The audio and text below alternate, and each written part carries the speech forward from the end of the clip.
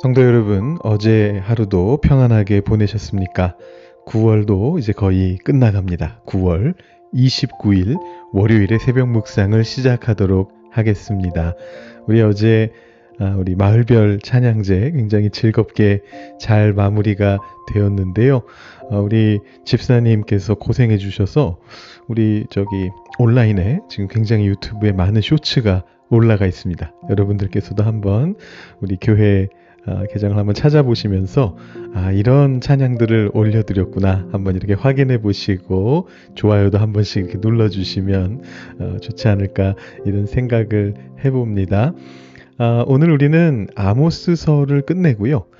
그 다음에 어제 설교 말씀을 다시 한번 돌아보는 시간 가져보도록 하겠습니다. 오늘 우리가 보게 될 아모스서 말씀은 7장부터 9장까지의 말씀이거든요. 자, 아모스서는 전체가 1장부터 9장까지로 되어 있는데 우리 지난 토요일에 김종현 목사님께서 이렇게 정리를 해주셨어요. 1장부터 2장은 열방에 대한 심판 선언이고 3장부터 6장은 이스라엘의 멸망을 이야기하고 7장부터 9장 10절까지는 5가지 환상을 이야기하고 9장 11절부터 15절까지 5절은 이스라엘의 회복을 이야기한다. 이렇게 정리를 해주셨는데요. 자, 여러분 여기 보시면은 아모스는 굉장히 심판 쪽에 치우쳐져 있는 선지자라는 것을 발견하게 됩니다. 이런 생각이 드실 수가 있어요. 1장과 2장에 대해서 열방에 대한 심판 선언이다. 이렇게 말씀을 했는데 여러분 열방에 대한 심판 선언은 제가 전에도 한번 말씀드렸습니다만 예레미야와 에스겔에서 반복적으로 말씀드렸습니다만 그 이스라엘의 주변 민족이 멸망당하게 되면 오히려 이스라엘의 입장에서는 구원의 메시지가 된다. 회복의 메시지가 된다. 이런 말씀을 드린 적이 있었습니다. 자, 그런데 이 1장과 2장도 사실은 이스라엘에 대한 심판이 됩니다. 이 아모스가 굉장히 독특한 방법을 사용하고 있는데요. 자, 이 아모스 선지자는 사실은 문서를 남겼던 선지자들 중에서는 가장 옛날 사람입니다. 제가 전에 한번 이것을 보여드렸는데 기억나실지 모르겠습니다. 이 주요 문서 선지자들, 문서 예언자들을 이렇게 연대별로 이렇게 놓은 건데 보시면 주전 8세기 예언자의 대예언서로 이사야서가 있고 소예언서로 아모스, 호세아, 미가가 있습니다. 이 네 사람이 가장 오래된 엘리야, 엘리사 다음에 실질적으로 문서를 남겼던 가장 오래된 선지자들인데 그 중에서도 아모스가 가장 오래된 사람입니다. 그러니까 최초의 사람이에요. 문서를 남긴. 근데 이 아모스가 이 문서를 남기면서 참 신기하게도 그 이후에 다른 선지자들은 전형적으로 열방에 대한 심판 선언을 이스라엘에 대한 구원의 메시지로 활용했는데 아모스는 시작부터 반전을 가져옵니다. 열방에 대한 심판을 처음에 선언하는 것처럼 보여요. 그래서 이스라엘 사람들이 이 아모스의 예언을 들으면서 속으로 생각했을 거예요. 열방이 심판을 당하니까 우리는 살겠구나. 아마 이런 생각을 했을 거예요. 그것이 열방 신탁의 의미거든요.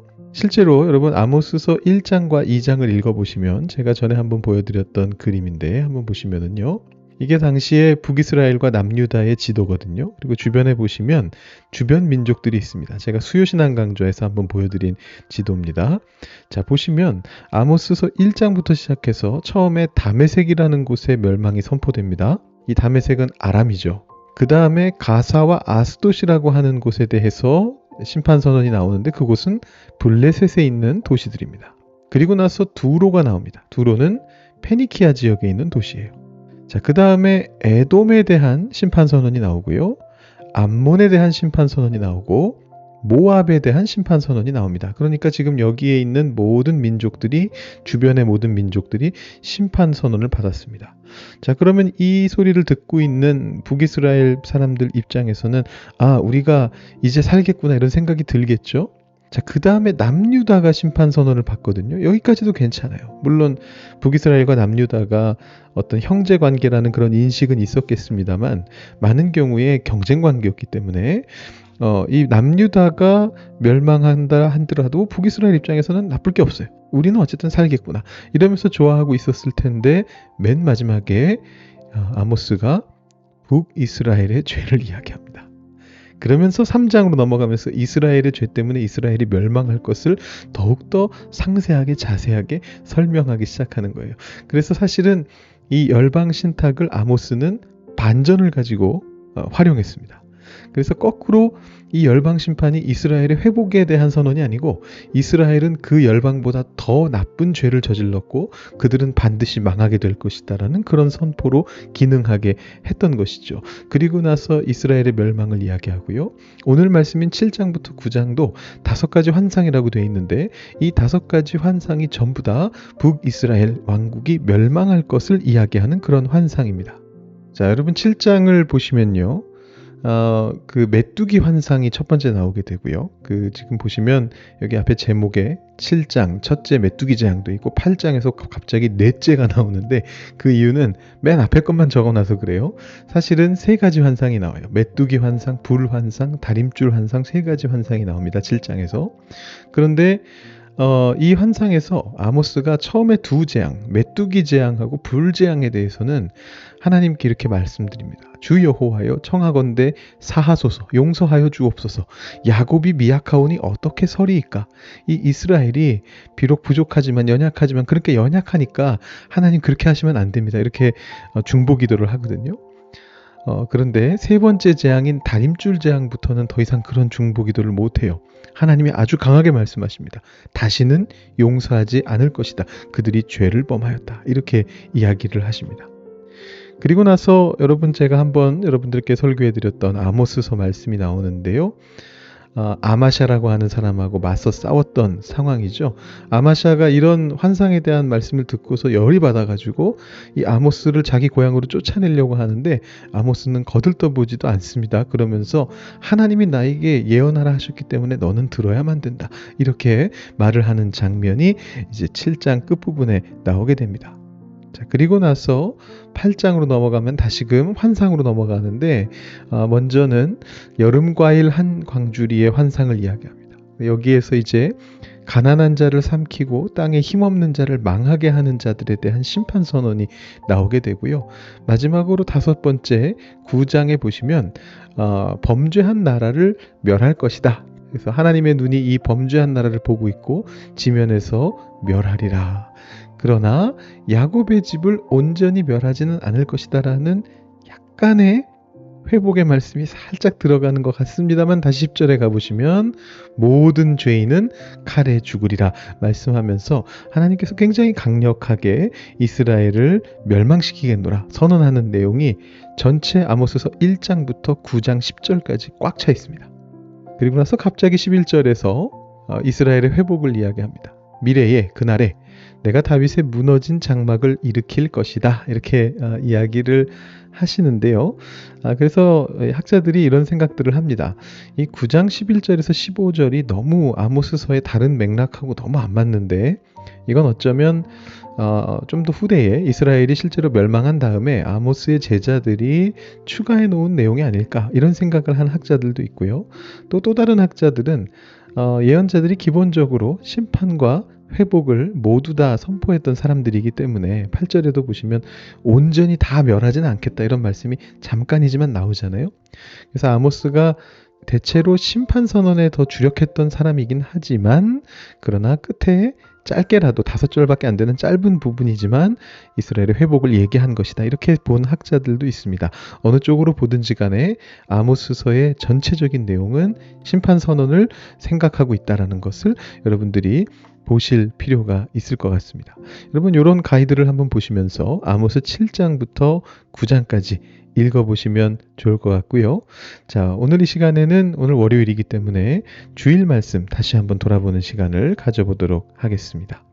어제 말씀 요한복음 4장 19절부터 26절 말씀이었습니다. 제가 먼저 봉독해 드립니다.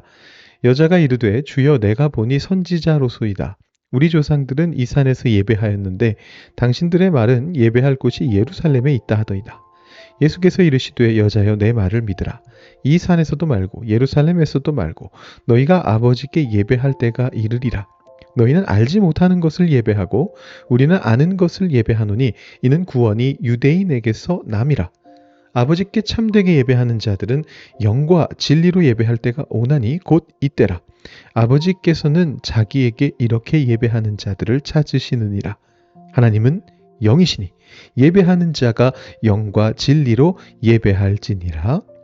여자가 이르되 메시아 곧 그리스도라 하는 이가 오실 줄을 내가 아노니 그가 오시면 모든 것을 우리에게 알려주시리이다. 예수께서 이르시되 네게 말하는 내가 그라 하시니라. 아멘. 우리 익숙한 것이 변할 때 우리가 그 본질에 대해서 물어야 된다라는 말씀을 드리면서 이제 예배에 대한 부분을 말씀을 드렸습니다. 변화됩니다. 예배가.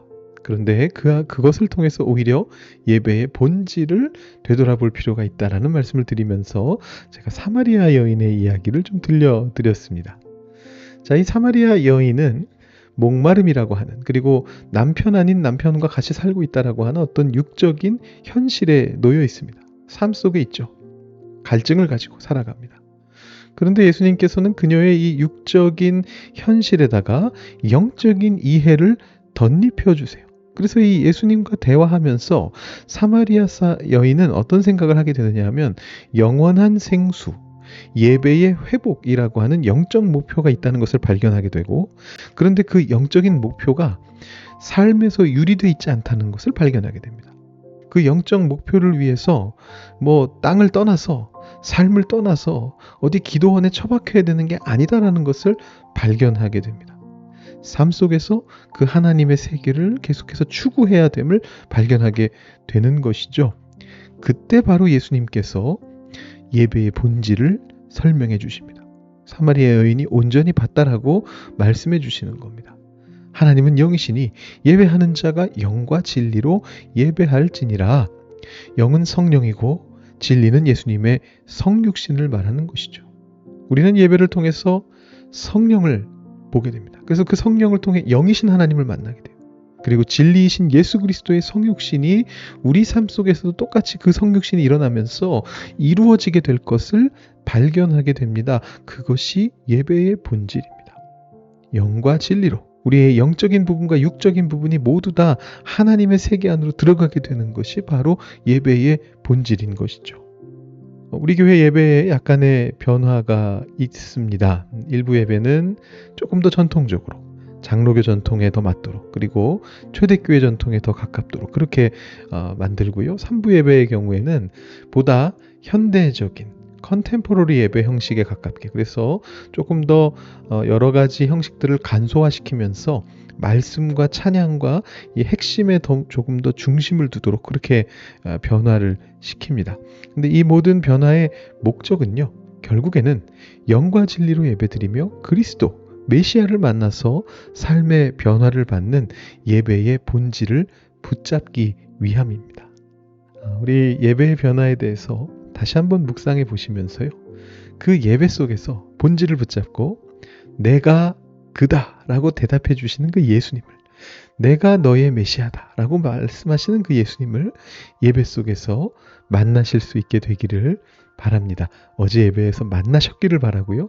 앞으로 우리 교회의 예배를 통해서 계속해서 경험하실 수 있게 되기를 축원드립니다. 우리 나눔 질문을 한번 볼 텐데요. 두 가지 나눔 질문 준비했습니다. 첫 번째는 여러분들의 예배에서의 하나님 체험이 어떤 것인지 한번 생각해보는 그런 시간 가지시면 좋겠다라는 것인데, 여러분 과거의 예배를 통해서 경험하신 것도 괜찮고요. 아니면 어제 예배를 처음 바꾼 상태에서 한번 예배를 드려보면서 어떤 마음이 들었는지 한번 생각해 보셔도 좋을 것 같아요. 어제 우리 마을별 찬양제 때문에 1부에 보통 나오시던 분들 중에 3부에 나오신 분들이 좀 많이 계셨는데, 그 중에 한 분이 어제 나가시면서 저한테 3부 예배도 참 좋네요 이렇게 말씀하시면서 또 나가셨어요. 한번 어제 경험하셨던 예배에 대해서 한번 생각해 보시면 좋겠고요. 또 두 번째는 삶에 대해서 생각해 보는 건데, 이 예배의 감격이 우리 삶에서도 누려질 수 있을 건가? 한번 여러분의 개인적인 삶의 자리, 오늘의 여러분의 일상의 공간 한번 생각해 보시면서 이 예배의 감격이 우리의 오늘의 삶 속에서도 누려질 수 있을까 생각해 보시고, 그렇게 될 수 있도록 하나님께 요청드리는 그런 기도를 드려보시면 좋겠다라는 생각을 해봅니다. 여러분 나눔 질문 생각하실 수 있는 시간 제가 한 1분여 정도 드리고요. 그 후에 또 기도하실 수 있는 시간도 비슷한 시간을 드리겠습니다. 뭐 긴 시간은 아닌데요. 여러분 늘 그렇듯이 잠깐 뭐 음악을 멈춰두시고 화면을 멈춰두시고 여러분들께서 직접 기도의 자리로 깊게 들어가셔도 좋겠고, 바쁘게 빨리 준비하셔서 나가셔야 되는 분들은 음악을 들으시면서 한번 기도해 보시고 묵상해 보시고 오늘 하루를 시작해 보시면 좋겠습니다. 여러분 기도하는 시간 가지겠습니다.